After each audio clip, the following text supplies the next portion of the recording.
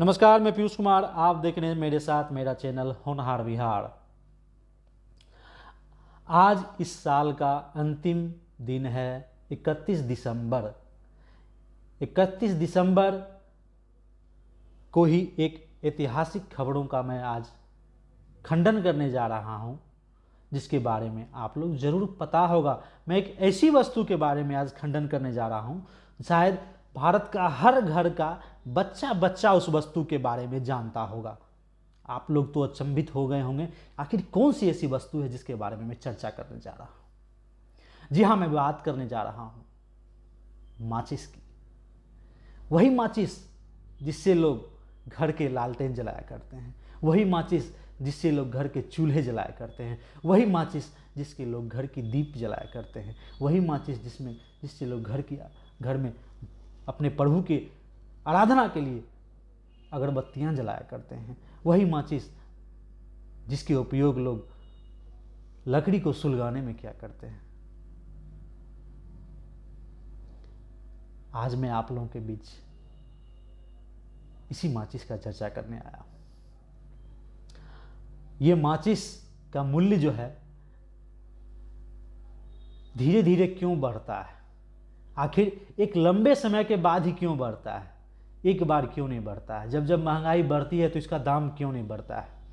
ये सभी लोग के मन में कुछ ना कुछ ये अंकित जरूर होगा ये बात कि सभी वस्तुओं का दाम बढ़ जाता है, लेकिन माचिस का दाम नहीं बढ़ता है। चूंकि माचिस आज से 20 साल पहले माचिस 25 पैसे में मिला करते थे। उसके बाद साल 2007 में इसे 50 पैसे में किया गया। धीरे धीरे फिर भी माचिस महंगाई को अपना मुंह चिढ़ाते हुए आगे बढ़ती जा रही थी, लेकिन कब तक, एक सीमा ही होती है किसी चीज़ को पार करने की। अब सर से ऊपर पानी जा रहा था, तो माचिस का दाम बढ़ना तो लाजमी था। साल 2021 के इसी दिसंबर में, साल का अंतिम महीना था, तो पिछले वर्ष ही इस माचिस के मूल्य में फिर से वृद्धि कर दी गई और उस वक्त इस माचिस का मूल्य का दाम कर दिया गया 1 से 2 रुपया। चूंकि इसका कारण है, माचिस में जो यूज किया जाता है, उपयोग किया जाता है, उसके ऊपर वो फास्फोरस यूज किया जाता है जो ज्वलनशील पदार्थ है। दूसरा, उसमें वैक्स का यूज किया जाता है, मोमबत्ती का। दोनों का मूल्य में बेतहाशा वृद्धि हुआ है। जो मोम 38 रुपये 40 रुपये बिकते थे, वो मोम 80 रुपये बिक रहे हैं। जो फास्फोरस 400 रुपये 450 रुपये मिलते थे, वो फास्फोरस 800 रुपये मिल गए हैं। आप बताइए किस तरीके से इसका दाम में वृद्धि नहीं किया जाए। आखिर क्यों नहीं वृद्धि हो।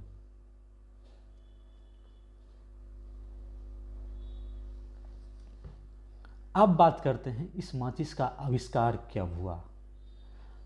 तो सबसे प्रथम मैं बता दूं, आज 31 दिसंबर है और आज ही के दिन ब्रिटेन के एक वैज्ञानिक जॉन वॉकर ने इस माचिस का आविष्कार किया था। इसी माचिस को सर्वप्रथम जॉन वॉकर ने खुद से जलाया। सबसे प्रथम इस माचिस को पत्थर से बनाया गया, पत्थर से रगड़ कर उसको जलाया जाता था। यानी कि पत्थर को चूड़ के उसमें मिलाया जाता था केमिकल, और केमिकल से उसको कहीं पे एक रेगड़ माल पे रगड़ा जाता था, जिससे उस पर चोट रगड़ने पर उससे चिंगारी निकलती थी, जिससे वो आग बनती थी। ये तरीका बेहद खतरनाक तरीका था, जिससे आसपास जो बैठे लोग होते थे उन्हें चोट पहुंचती थी और इससे विषैले गैस निकलते थे और इसकी दुर्गंध इतनी थी, लोग इसका गंध से बर्दाश्त नहीं कर पाते थे।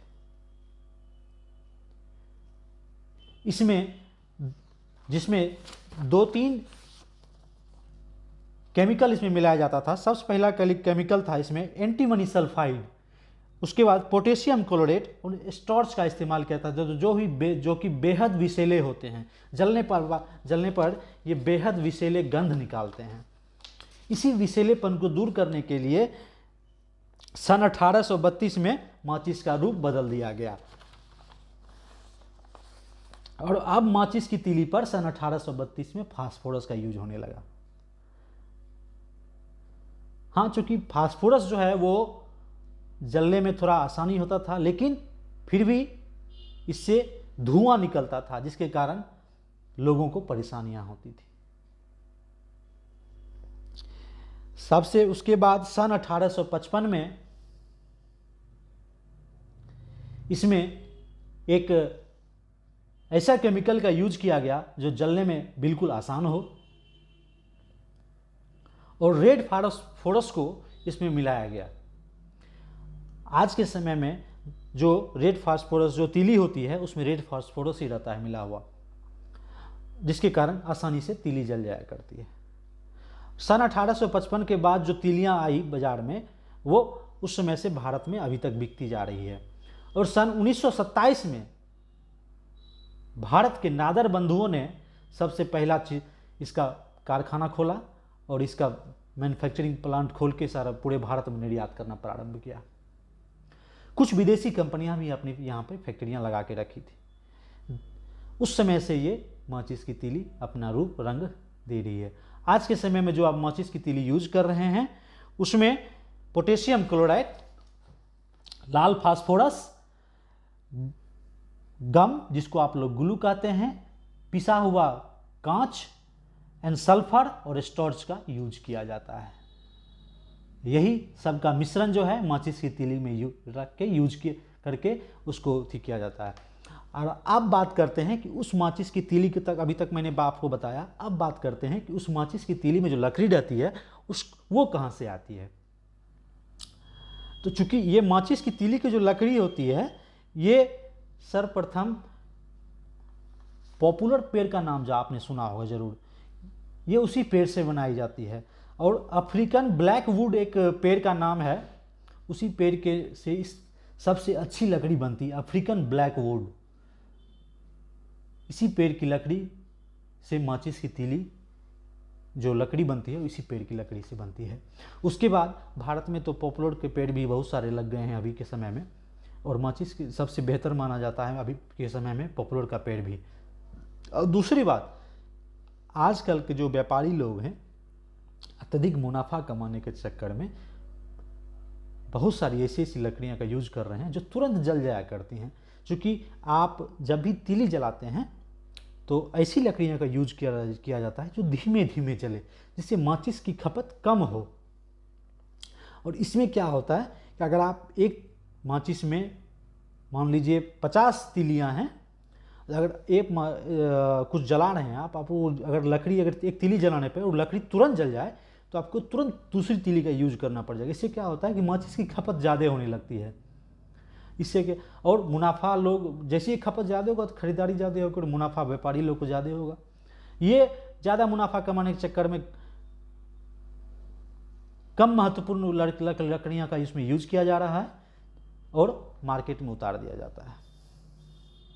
अभी तो बहुत सारी ऐसी ऐसी ब्रांडेड कंपनियां हैं जो अपनी अपनी माचिस की तीली का उपयोग में कर रहे हैं।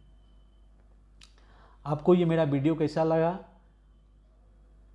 इसको लाइक कीजिएगा, कमेंट कीजिएगा, शेयर कीजिएगा।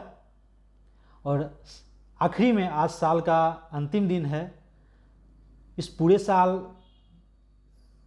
जो भी गिला शिकवा हम लोगों से हुआ है उसे क्षमा प्रार्थी हूँ और अगले साल के लिए मैं पुनः आप सबसे कल मिलने के लिए आऊँगा।